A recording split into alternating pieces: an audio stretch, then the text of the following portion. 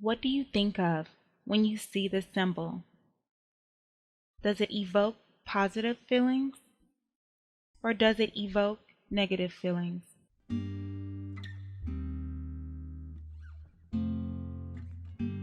There can be no doubt that the Confederate flag has been a historically significant symbol in the South as well as for the United States as a whole.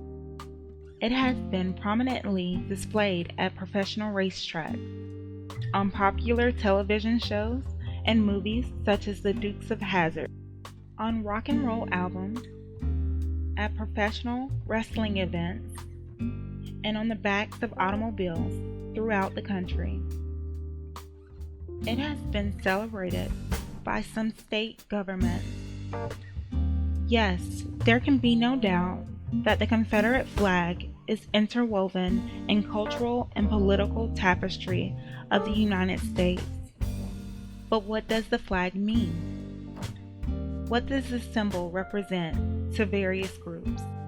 And perhaps most importantly, who has the power to determine where the flag is displayed and by whom?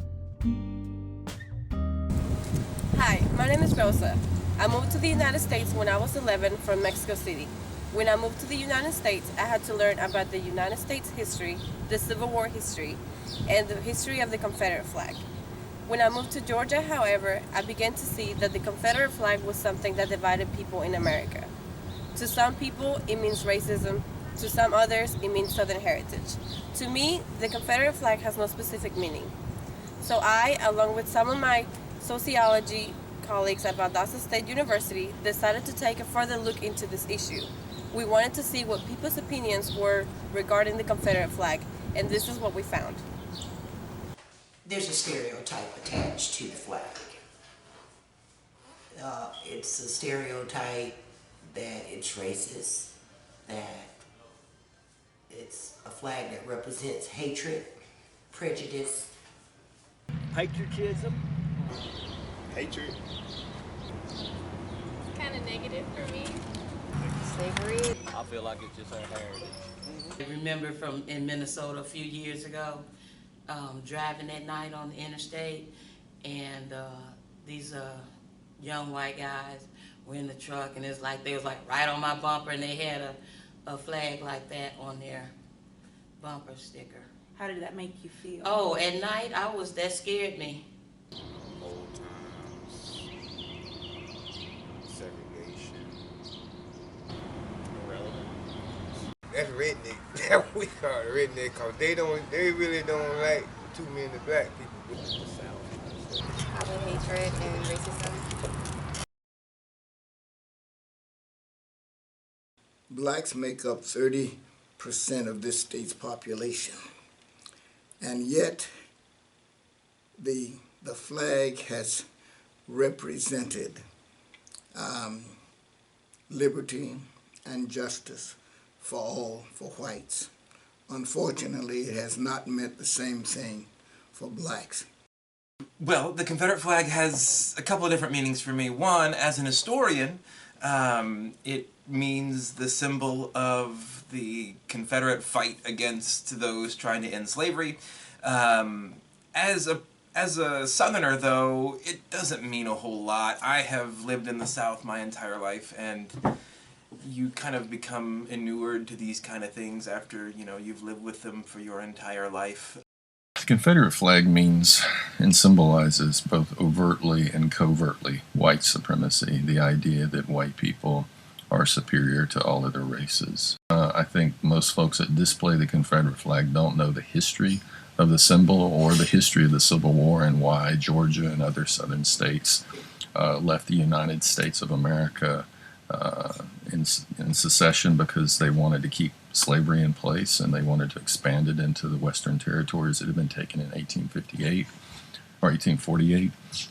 I think the vast majority of people who are not conservative white Southerners understand that the Confederate flag is where it was formed and how it was used as a battle flag for the people who were defending slavery and are thereby offended by its use.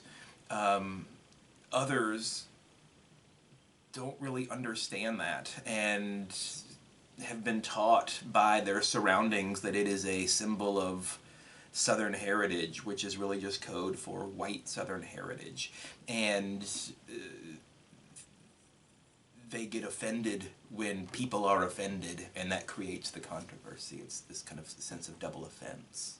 The Confederacy fought both to preserve and expand slavery.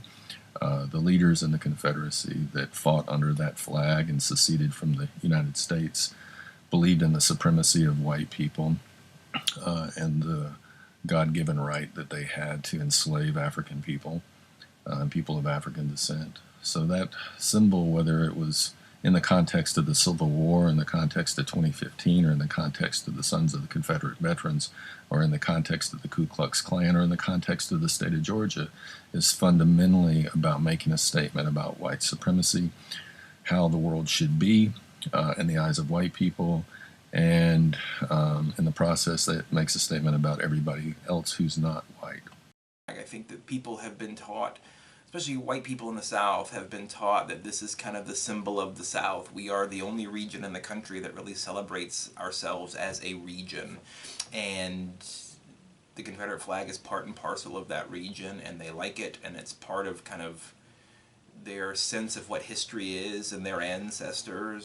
So essentially people deflect and defend this symbol passionately because they don't want to come to terms with the system that was in place, that their ancestors, some owned other people, most didn't, but they certainly participated in a system of white supremacy, a system of brutality, a system of breeding people at one point in time, and a system where people were property. So you have to defend that symbol, otherwise you got to come to terms with what really happened, how your ancestors participated in it, or at least sat aside and did nothing, probably. Some of us have to contend with the fact that our ancestors did own people. I'm one of those people. My family, my mother's side of the family owned 2 enslaved people. So it's easier to defend a symbol. It's easier to believe in a fairy tale. It's easier to have a mythology of the lost cause and the nobility of our ancestors instead of dealing with what was happening to 4 million people in the Deep South. It's a racist symbol. I mean, and not only was it the grand flag of Confederate battles to fight and defend slavery, but it also became the symbol of Confederate veterans who created the Ku Klux Klan. It became the symbol for white segregationists after the creation of Jim Crow. It has always been a symbol of atavistic racism and violence, and people who know that history get shocked that people would still like that. We don't think the state of Georgia should be taxing black people, 3 million of which live in the state of Georgia, to celebrate holidays and months and support events like reenactments to glorify men who thought black people were savages. I think groups that, again, celebrate the Confederacy and use the flag to do this or romanticize the antebellum South clearly reflect people who don't think about the feelings and the thoughts of people of color. So what have we learned from hearing the different viewpoints on the Confederate flag? The freedom of speech allows us as individuals to utilize the symbol in our yards, on our cars, on our clothing. Even if the symbol represents hate and torture to others, the First Amendment of the Constitution has granted us that right. However, as good Americans, we should take into consideration that our actions may be harmful to others. Perhaps what is more troubling is that our government, who is supposed to promote justice for all, endorses and celebrates the symbol that for tens of millions of Americans represents slavery. We have many great things about the South. We have great teachers, great doctors, great ideas. I'm sure we can find better symbols for the South. I believe that in the end, we are all one people.